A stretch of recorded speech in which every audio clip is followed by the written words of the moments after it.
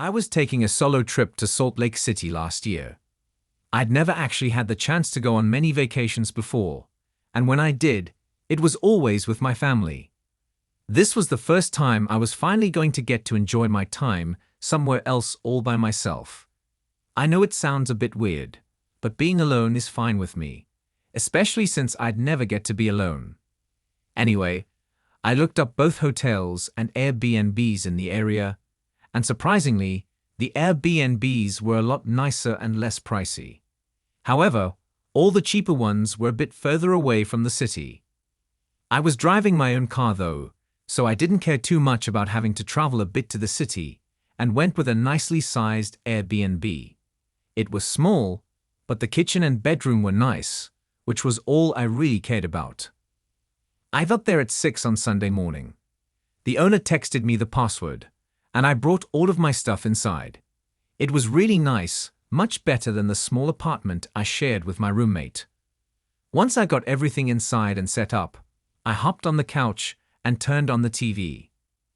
It was a 10-hour drive, so I was looking forward to chilling for the night and enjoying the silence. I fell asleep pretty quickly, but it was only around 7 o'clock, so my body woke me up a few hours later. The time was just past 10, and the TV was still on. I grabbed the remote and turned it off, then got up to get a glass of water before going to the bedroom. As I walked from the living room to the kitchen, I felt a strong cold breeze brush against me. With my tired eyes, I looked to my right and saw the front door was fully open. My eyes shot open, and my heart pounded. I stared at the door for a moment, then looked around the room. I knew I had closed it and locked it, so this was really freaking me out. I walked over to the door and closed it softly, listening intently for any sounds of someone being inside. For reference, I'm not the biggest guy in the world, but I am fairly tall and in shape, so unless an intruder had a gun, I felt confident I could force them away.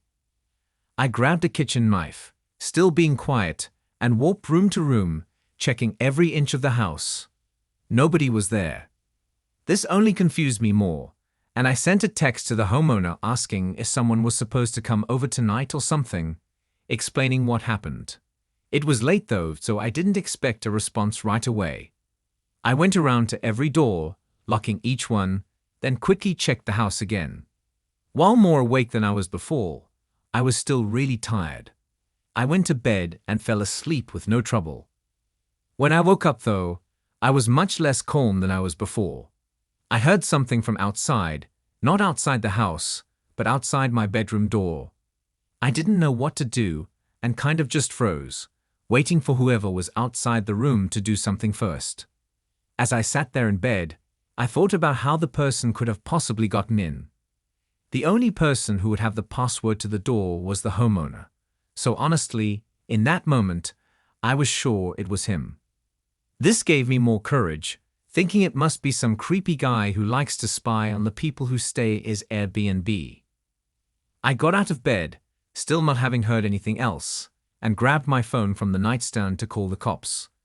I must have made too much noise though, because almost right away, someone started running away from the door and toward the front of the house. That only frightened me more, knowing the intruder was standing right next to the bedroom door the entire time. I dialed 911, but during the time it took for the cops to arrive, nothing else happened. The person had left. I found a hotel to stay at for the rest of the vacation, but what's crazy is that the owner of the Airbnb gave me a refund as he was able to prove it wasn't him.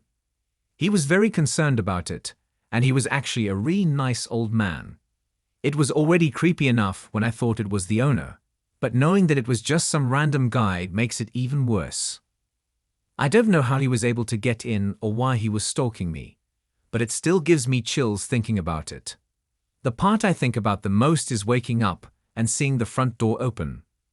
Now that I know that someone was actually in the house, that meant that whoever it was came in and saw me asleep on the couch, then proceeded to do whatever it was they came there to do. It's just really unnerving and creepy, and makes me never want to be at an Airbnb alone. I owned an Airbnb house for several years. I stopped due to the stress of keeping up with it, as well as maintaining my actual job. The benefits of using Airbnb instead of renting the place out like you normally would is that you would have the chance to make a lot more money if your house gets booked a lot. Being in a relatively high-traffic area for vacations, Airbnb was a great option for us. My wife and I were excited in the beginning, but it got more demanding as more people booked the house. We needed to keep everything on schedule and hire cleaning services after the first customers left and before the next ones came, as well as be sure to respond to their messages and emails in a timely manner. But things were going well for a couple years before we had what we thought was a young couple staying at the house. Just like every other time when they arrived, I texted them the unlock code for the door. I'd almost never actually see the customers after they let me know that they were inside and everything was good. I sat back and relaxed for the rest of my day off. I should also mention that I almost never even talked to the customers more than just a couple texts. Usually they text me when they get there, and when they leave, and sometimes an occasional question about the house, but that's usually it. But as 9 o'clock came around, and I was just about to get ready for bed, I got a text from the young man staying at the house. It was short, saying he was going to call me in a minute, and then a minute later he called. I already had a bad feeling when I saw the text, but what he said still surprised me. He said that the water wasn't working in the house. Of course, I apologized, though I didn't understand how that could be possible. But living in a house without water is unacceptable, so I knew I had to get it fixed immediately. I asked if I could come check it out really quick so that I could have someone come in the morning to fix it. He agreed, being very polite about the whole thing, and I drove over there a few minutes later. Pulling into the driveway, I noticed 2 cars. At the time, this wasn't necessarily a red flag, but more just an odd thing I noticed because they were apparently a young couple on vacation for a single night. So I didn't understand why they would rent 2 separate cars. I thought someone must be visiting them, which actually isn't allowed, but I didn't mind so much. I walked up to the front door and knocked before entering the code and walking inside. It was very quiet. I expected them to be waiting for me, but they weren't anywhere that I could see.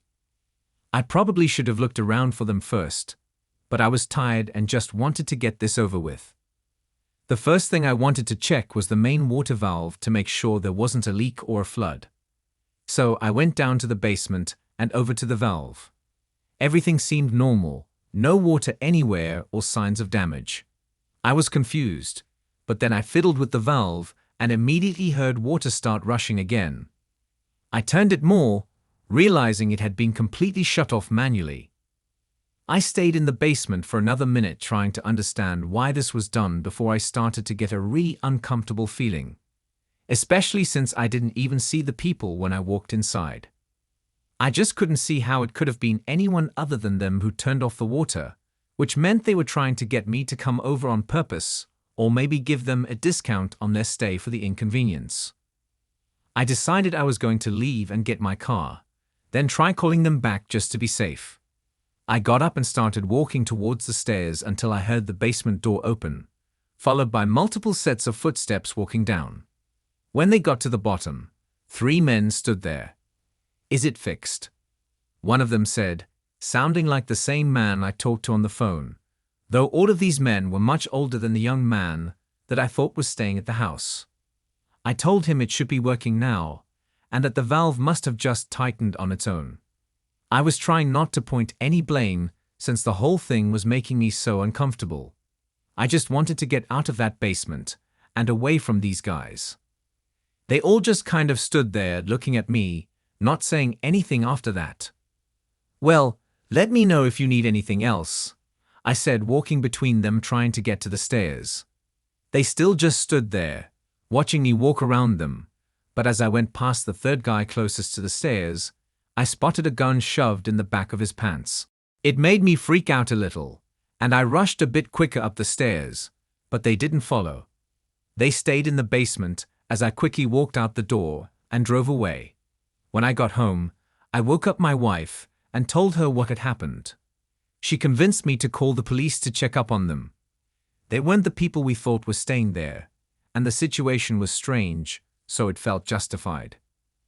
I think we waited 20 minutes before a call came from an officer claiming nobody seemed to be home, and that he may need me to open the door. I gave him the code instead, and he called back another 20 minutes later saying that there were no signs of anyone still being there. The next day, we found out the card the man paid with was stolen, and after looking around the house, they had stolen some expensive decorations and appliances as well.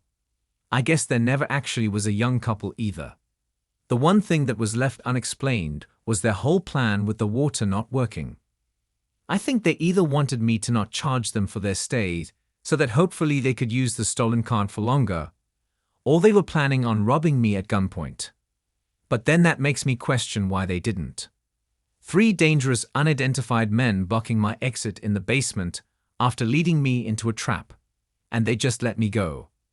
It doesn't make sense to me, but after that, I never went to the house while customers were home, and a few months later, we stopped using Airbnb and just put the house up for rent. I was staying at a small 2-bedroom Airbnb during a vacation I took last year. This place was on the way to another Airbnb that I was going to stay at for the main portion of the vacation, but this was more just a rest stop for the night. The place was clean and empty just as expected when I arrived. I walked around the whole house to check it out before bringing in my luggage and sitting on the couch. It was probably 8 p.m. by this time of night. As I sat dozing off a little, the doorbell ringing made me jolt awake. I looked over at the front door, confused and alarmed. I was a pretty small young girl, so it's safe to say I'm often scared easily and don't like talking to strangers, especially at night when I'm alone. I got up and walked over to the door, hearing 2 men whispering to each other on the other side. The door didn't have a safety lock or anything, so I just kept the door shut and called out to them. "Hello. Hey, we're here for the Airbnb. Can you open the door?" A man called out. I loudly asked what they meant, not understanding what being here for the Airbnb was supposed to mean. He responded saying that he had the place booked for the night. I knew there had to be some sort of mistake, so I told him, still yelling through the door, that I had it booked as well, and that he needed to contact the owner. The man didn't seem happy about that, although if I were in his position, I'd be pretty upset too. I heard one pair of footsteps walk away from the door while the other man asked again if I could open the doors so that we could talk about it. I was about to give in, putting my hand on the doorknob thinking that he seemed believable, but something came over me telling me to just play it safe. I said my husband would be down to figure it out in a few minutes. I didn't want them to think I was alone, so I was hoping that would catch him off guard if something was bad. The man didn't respond though. I waited for another minute because I didn't hear any footsteps leaving, but then I moved the short curtain to the side and looked out the small window. The man I'd seemingly been talking to was facing towards his car parked in the driveway, and past him was one of the most terrifying things I've ever seen. A group of maybe 5 people was standing further down the driveway, kind of hiding as if waiting for a signal. They all had some form of face coverings, and I couldn't see the other side of the door, but I assumed there were even more people over there. Knowing that this was very likely a gang due to the city I was staying in, I was completely horrified. I backed away from the door, fully panicked, and tried not to hyperventilate. I then went to the bedroom to get my phone and call the police, and I could hear more footsteps all around the house.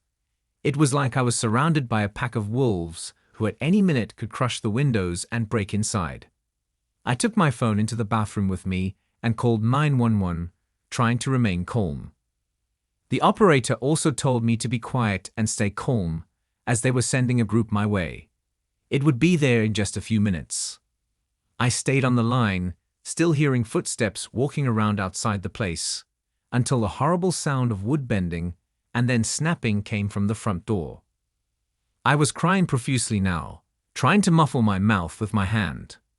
I listened as a whole group of people ran inside, opening doors and cabinets, before one approached the bathroom door and tried the handle. "Here," he yelled, then walked away. The group continued looting the house before sirens were heard in the distance, and they began to scatter out of the place. They had all left by the time the police got inside, and all of my luggage was gone, and my car had its window shattered and was looted as well. One of the officers sat with me to discuss some details, and he informed me that they've been having problems with large groups or gangs breaking into homes recently. They don't think the main goal is to hurt the residents at all, but rather to just rob them of everything. So that's likely why they left me alone in the bathroom, knowing I wasn't a threat. Whether their intentions were to harm me or not, it was still terrifying. I know it likely had little to do with me staying at the M that night, but it has still made me anxious every single time I stay at an Airbnb now.